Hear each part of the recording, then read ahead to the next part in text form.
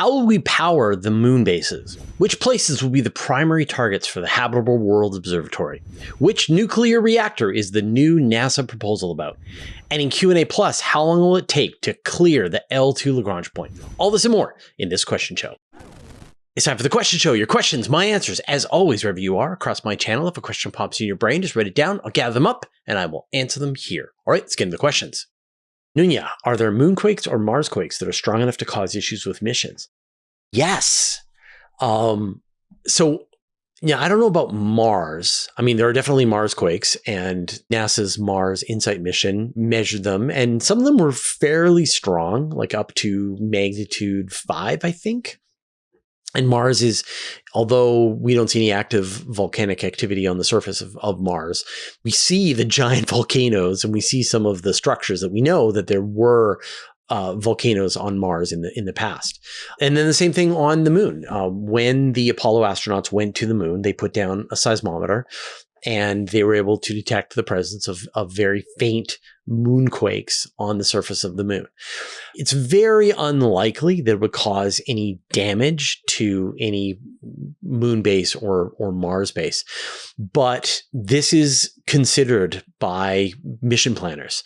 So we're down to about 11 spots. So we don't know where the Artemis 4 astronauts are going to be setting up on the surface of the moon. And we don't know where the future moon base is going to be. It's going to be in the south of the moon, near the permanently shadowed craters. And we've been reporting on Universe Today about the selection process for where these final locations are going to be.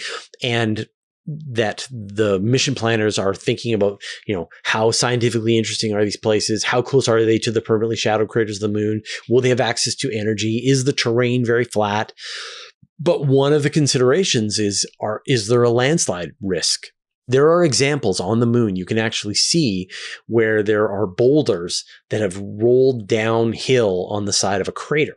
And that's because there was a moonquake and that kicked off a boulder that rolled down the side of a crater on the moon. And you can imagine if you were set up inside a crater on the moon, that there is a risk that a chunk of the side of the moon is going to be shaken loose. It's going to roll down and hit your base.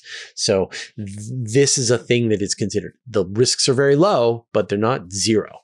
And so it's all about choosing where you set up your base. Arjun, is there any talk about making batteries that can be used to hold solar power that is collected during the lunar day? Yeah. So I've reported this in the past. The idea is a sand battery that you run pipes into the regolith, and then you run a fluid that you heat up with solar panels into the sand. And you heat up the sand and heat up the sand and heat up the regolith on the moon until it's like 400 Celsius. And then you can extract that heat during the lunar night and use that to create electricity and also to keep your base warm.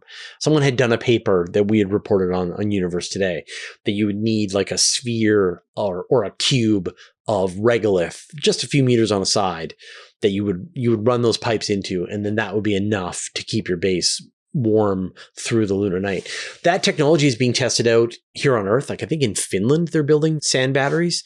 So they're just pumping hot liquid into just sand and then heating it up. And then they're extracting that heat again throughout the course of the winter. And it works. And it's like dead simple. And so that's the kind of technology that we want for the exploration of the moon. Something that is dead simple. It doesn't require complicated electronics. You are just heating up the dirt under your feet, and then you're extracting that heat later on. 1000 dots. Is the nuclear reactor on the proposed new spacecraft a similar kind to what they want to use for a moon base? So yes, sort of. So the idea, the problem with space, when you're traveling in space, when you build a base on the moon or wherever, is that you require power. You need lots and lots of power, electricity to heat yourself, to run all of the equipment that you use. And especially if you're going to do some kind of propulsion, you need power. There was an interview that I did, and the person I was talking to was saying like your top priorities are power, and power. Right? 1, 2, and 3 are power. And right now you can get power from solar which is great, but you need a lot of solar panels to be able to give you any significant amount of power. And then if you're going to be traveling in the outer solar system, then they use these radioisotope thermoelectric generators, which is a decaying chunk of plutonium. And then you have the plutonium connected to a thermocouple. The heat turns into electricity, but not a lot. You get a couple of 100 watts out of what would be enough nuclear material to run a fission reactor. That would give you then hundreds of give you kilowatts, hundreds of kilowatts of power. And so the sort of one of the long-term ideas has been to send nuclear reactors to space. And, there are nuclear reactors in ships. Submarines and aircraft carriers have nuclear reactors on board. And actually, both the Americans and the Soviets built nuclear reactors that they tested in space. The Americans tested 2 of them, and the Soviets tested 31 nuclear reactors, fission reactors in space. And so the technology absolutely works. And yet, because people were very concerned about nuclear reactors for the longest time, worried about nuclear waste, things like that, the emphasis went away from nuclear reactors and onto other things like solar power or RTGs, which are kind of nuclear waste anyway. But in the last, say, 10 years or so, NASA has been developing with the Department of Energy a new class of nuclear reactors. So one of the ones was called the kilopower, and this was to put a 100 kilowatt fission reactor onto, say, the moon. But that this same kind of nuclear reactor could be used for spacecraft. And so there's kind of 2 ways you can use a nuclear reactor for spacecraft. One is with a nuclear rocket, with a fission rocket. So you run your nuclear reactor, makes it very hot. You then expel some kind of propellant out the back of your spacecraft, like hydrogen, and you get a much higher specific impulse, higher thrust from your rocket than you would with a traditional chemical rocket. You can get just a lot more force. If you watch For All Mankind, they talk about nuclear rockets in that show. The other way is that you use the fission reactor to generate electricity, and then you use the electricity to run an ion engine, an electrodynamic thruster. So you are using the electricity to accelerate ions at the back of your spacecraft, and your spacecraft gets a kick in the opposite direction. There's a thing called the Hall effect thruster that's being tested at NASA. They've got much more powerful versions of the ion thrusters, the things that were on the Dawn mission, or even on all of the Starlinks. They all have ion engines. NASA has been working on this technology, and there have been times when there's been some funding for this and other times when people have tried to cut the funding to these space-based nuclear reactors. And now we're in this time where it's all the rage again. And Jared Isaacman wants to do a mission to Mars, but testing one of these fission reactors where they will pair up a fission reactor with an ion engine, carry multiple Mars helicopters to Mars, but also test out this whole technology stack. But for any future moon base, they're going to need one of these fission reactors because you've got that 14 days of darkness, of cold that you've got to be able to get through. And a fission reactor provides you this base load power. The thing runs hot, provides a lot of heat, and can provide you with a lot of electricity that you can use to power your base. But the underlying technology is exactly the same as the fission reactors we have on submarines, on aircraft carriers, and various nuclear plants on Earth. Just different scales. It's time to shout out our new patrons at the $5 level and above. Sergio Sanseverio, Farouk Eksakbasi, Chip Marshall, One Eo Archaeot, Hondo, Michael Vanderberg, Havens Lost, Nicholas Schreiber, Rosemary Dwyer, and James McMahon. Join the community at patreon.com/universe today. SM colons, is anyone setting up a public access list of new finds of Vera Rubin? I know some let you sift through things, but more of an astronomy picture of the day kind of review. That's an interesting question. So I interviewed one of the data brokers, the Antares group that is part of the Noir Lab. And they're one of the data brokers. They're essentially taking the full feed from Vera Rubin, and then they're filtering out for the kinds of events that their astronomical community is interested in. There's another one that's working on solar system objects, and there's like 9 data brokers. And all of their APIs are publicly available. And so you can go and use any one of these APIs. You can make things with it. And I've been suggesting that people, programmers, and even non-programmers, now that we've got these tools like Claude and Codex from ChatGPT, you can actually make a tool that interfaces with the Vera Rubin data and turns up some kind of information. And, some of the systems that people have built are really cool. People have shown me a lot of really cool ideas that they've built so far. I should really start gathering them together and kind of presenting them on a regular basis and giving links so they can get more publicity. But these things are out there. For sure. Really cool visualizations of using the Vera Rubin data. None have become very widely known yet because it's still a fairly niche thing. But I should definitely do a better job of helping to promote. So this is my open call to you. If you have built something that uses the Vera Rubin data that is a really cool visualization so people can look at it, like maybe astronomy picture of the day, or maybe something more useful for people who want to do follow-on observations, discover asteroids, comets, variable star observing, supernova, things like that, let me know. And I will try to promote what you're doing here on my channel. Testing. Will the Habitable World Observatory plan to look in many directions, or will it focus on where Kepler looked first? Habitable Worlds has 2 priorities once it does finally get built. The first thing is it's going to find candidate habitable worlds, and then it is going to observe them. So one of the big problems that we have right now in the field of exoplanetary research is that we don't know where the Earth-sized worlds orbiting around sun-like stars are.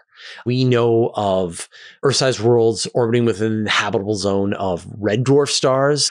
We know where there are hot Jupiters, mini Neptunes, super Earths, things like that. But we just don't have the telescopes to be able to find the Earth 2.0, right? And Kepler was the mission that should have been able to do it.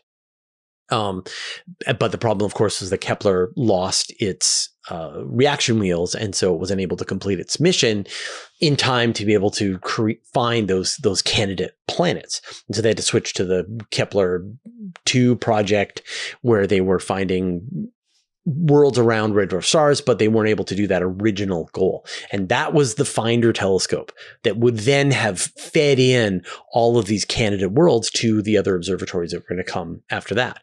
We've got the TESS mission right now, but TESS is really not able to find those worlds. And like maybe if we're really lucky, it'll find a couple of Earth-sized worlds orbiting around sun-like stars in the habitable zone, but most likely it won't.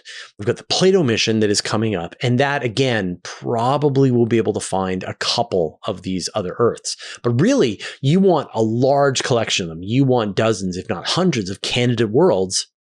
And then you look at the best candidates carefully to detect the presence of various chemicals in the atmosphere. You study the atmospheres of those other Earths. And so right now, we don't have the targets in the pipeline. And so a lot of the work that's being put into the development of the Habitable World Observatory, as well as the Large Interferometer for Exoplanets, the LIFE mission, is that they have to both be the Finder telescope and the analyzer. So they have to point at a sun-like star and observe it, block the light from that star, and look for any example of Earth-sized worlds, planets within the habitable zone of that star. And if they find, after a certain amount of observation time, if they find it, then that gets added as a candidate. They move on to the next star, that gets added as a candidate. Then they'll have this big list. And then astronomers will argue over the list, and then they'll go to what is the best candidate in that list, and they'll start making those observations. And so unfortunately, there are just not the telescopes in the pipeline right now to get us those candidate worlds. There's a lot of ideas The Nancy Grace Roman is going to have the ability to find Jupiter-sized worlds orbiting around sun-like stars, but not Earth-sized worlds. Right now, the plan for all of these next generation big telescopes is search stars for planets, then analyze those planets to see if there's life there. Matthew, can you envision a technology that would allow us to view other planets in real time instead of as they were? No. I mean, the speed of light is the law, and there is nothing that we can develop, that would allow us to see in real time, because that would violate the speed of light. So we have to wait for events to happen, and we have to wait for the light to reach us before we can see them. It would be amazing. Like, when you think about science fiction from Star Trek, Star Wars, but even science fiction books in the 1960s, when they first started to sort of think about some of these ideas, they would come up with a way to allow faster than light communication. And that's essentially what you're arguing for, which is, could you flash a light that could be seen instantaneously? Then you could communicate. Now you're sending video signals back and forth to somebody. And that would be great, that you could communicate in real time. Like, that would allow you to hold the empire together, as opposed to one side of your empire, your galactic empire, requiring signals to take 100,000 years to reach the other side of your galactic empire, and then another 100,000 years for the return signal to go back. Can you imagine?